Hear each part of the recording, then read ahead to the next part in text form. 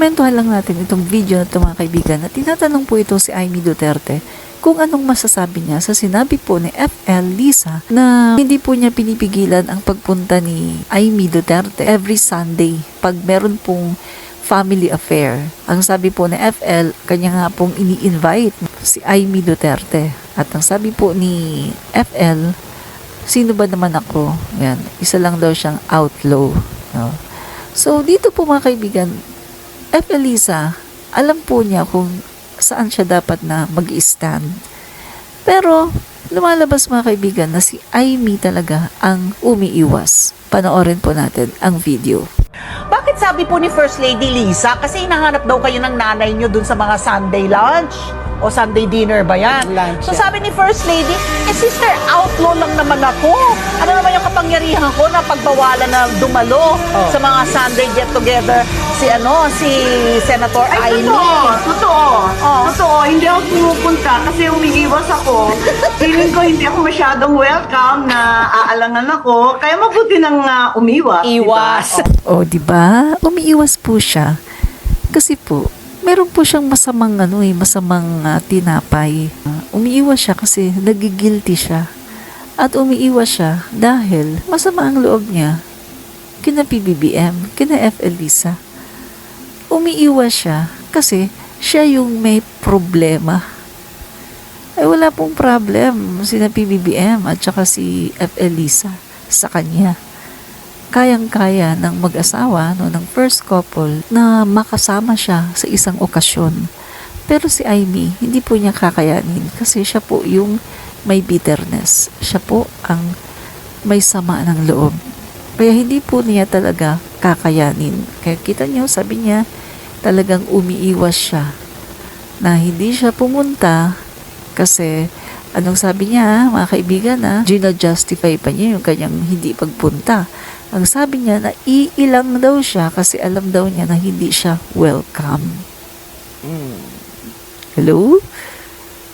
Bakit mo sasabing na iilang ka na alam mong hindi ka welcome? Hello? Si FL Imelda Marcos ang pinaka-bida sa mga event na yan. Family gathering nyo every Sunday. Si FL Imelda Romualdez Marcos, yung pinakabida dyan. Diba? So kayo na mga anak, dapat nandyan ka kasi anak ka, diba? Kung itinuturing mo pa ang sarili mo na anak ka at firstborn ka, diba? Dapat nandyan ka. Dapat hindi ka naiilang. Pero bakit ka naiilang? Kasi nga, may ginagawa kang masama. Naiilang ka kasi may ginagawa kang katraidoran sa kapatid mo, sa pamilyang Marcos. Diba? Yun naman yun eh. Kung sino yung may kasalanan, siya yung naiilang. Kung sino yung merong masamang ginagawa, masamang iniisip, siya yung naiilang. Kasi kapag malinis ang kalooban mo, wala kang iniisip eh. Wala kang iniisip na masama sa kapwa mo. Kaya okay lang sa'yo na makasalamuha.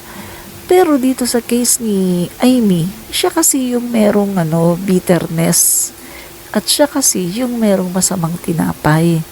Kaya naiilang siya. Yun. Huwag na tayo dito magplastikan. Dahil kahit anong gawin mo, kahit saan pang pumunta, ganun talaga yun. Kung sino ang merong problema, kung sino ang merong bitterness, siya ang naiilang. Fact yan, katotohanan yan. Diba? So, itong masasabi ko. Itong si Amy, hindi mo man lang inisip na yung nanay mo, matanda na yan eh. Kung titingnan natin, 95 years old na yan. Kunting panahon na lang ang itatagal niyan sa mundo. Siguro maximum na ang 10 taon. Maximum na yan. Diba?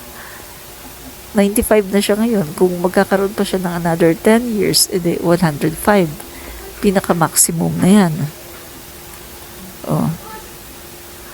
Tapos uunahin mo pa yung hinanakit mo sa kapatid mo.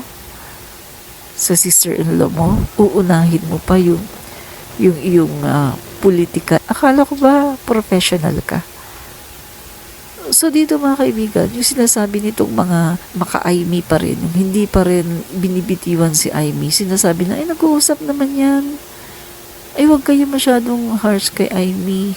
Kasi kapatid yan ni PBBM, nag-uusap pa rin yan. Hello? Siya lang nga mismo nagsabi, oh. Hindi siya pumupunta talaga kasi umiiwas siya.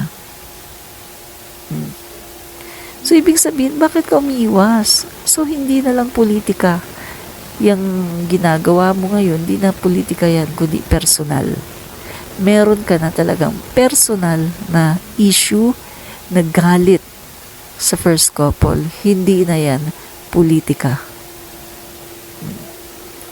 Kaya yung mga nagsasabi na, ay, nag-uusap naman yan. Oh, hindi po. Kasi kung talagang nag-uusap yan, isi-set aside niya yung politika. Iba sana yung politika at iba rin sana yung personal. Pero bakit po lumalabas na pinapersonal ni Aimee? Lumalabas na yung galit niya sa kanyang kapatid ay hindi na po pang politika, kundi pang personal. Real talk. Loro natin yung admin reach. Congratulate ko lang po ang joint effort ng Congress at ng PTB4 sa napakagandang programa po na ito. Admin Reach. Ang napakalat na balita ng mga taong gusto na talaga sa Comentarista. Fight fake news. Expose the truth.